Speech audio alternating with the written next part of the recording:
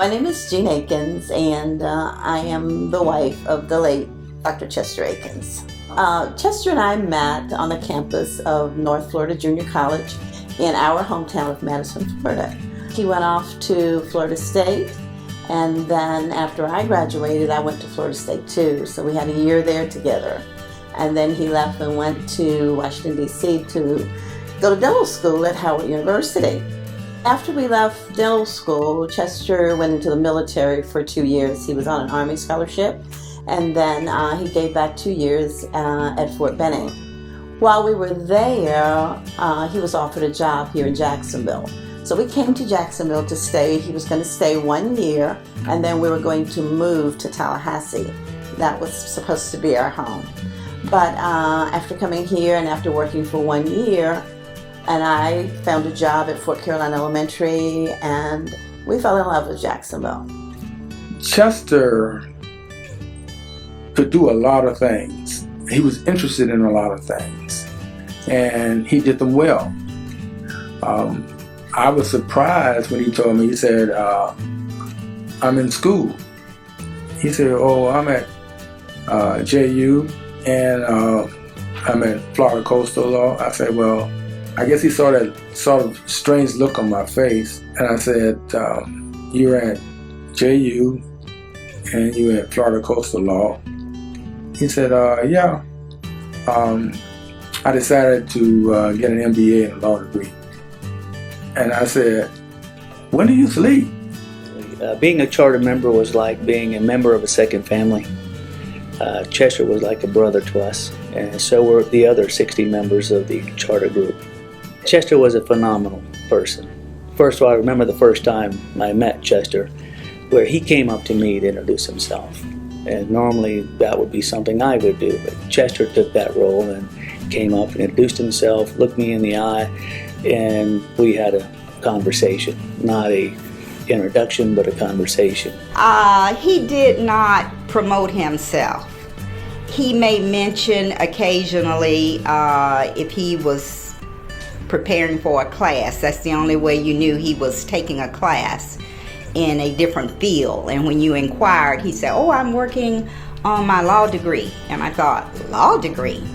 And I came to realize that he wanted very much to improve himself, and he saw it as a challenge. I remember one of the conversations that I had with Dr. Aikens was he was very intrigued to learn that I was from Selma, Alabama. And we talked about that for quite a while, and I told him that my grandmother went to school with Coretta Scott King. And so he just kept, wanted to find out more about that, because we know, that was in his heart to make sure that we continue to fight on this road for justice, and his own involvement in how we've gotten throughout our civil rights fight. I was very impressed after I heard about his background, what an active person he was in the community. He was a risk taker, a disruptor, and we were quite honored to have him in the first class. He was somebody who wanted to make a difference in the community. As you probably know, he challenged the Florida Yacht Club membership, excluding African Americans, and he did a number of things like that. I knew him as a great friend. We first got to know each other when we co-chaired for JCCI, the Young Black Male Study that they did in 1992 or 93. And we were the co-chairs, and that went for 5 months or so. And we came to respect and love each other and appreciate each other. And Chester always had a smile and such a warm, happy person, and always interested in what you were doing. And Chester wasn't much about himself. He was about others. So we met at JCCI, and that then led to some other community work. I guess the last thing we did together was the Pension Reform Task Force, and he died right after one of our meetings, which was just such a tragedy.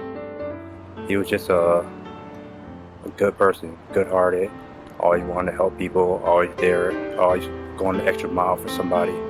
Just no matter what it took, he always wanted to help people. I think that things that I remember about him the most are his work ethic and really realizing that he loved what he did. So if it was dentistry, if it was helping somebody in the field of law, if it was helping somebody in any other way on a board, doing something civically with the city of Jacksonville, he always made sure that he wanted to give whoever he was helping a little extra. So he wanted to go the extra mile for that person.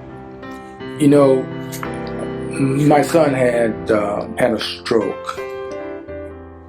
A few days later, I was in his office and he was doing some work on my mouth cleaning.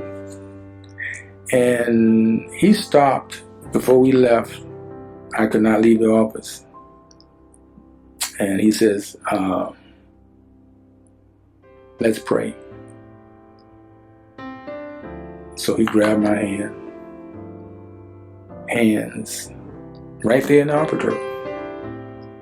And he prayed for my son. That's Justin. Chester always was even-handed and always kind of gave you the middle of the road direction to take. If you needed to go to him, that was the person you could go to. I would think that he would consider himself right now as a servant leader. He would say that if he wanted us to think of him, would be a servant leader. He liked to give and to help. And that was all throughout his life since he was a young boy. He'd have you in the chair with your mouth wide open, and he'd ask you a question, then he'd answer it for you, and to get your concurrence with him, he'd say, ha, ha, right, ha, ha, ha. I'll borrow from his pastor. Chester was always ready. Thoughtful, cheerful, concerned about others. And resourceful. That you'll find a way to get the job done. No matter what, you'll find a way. True friend.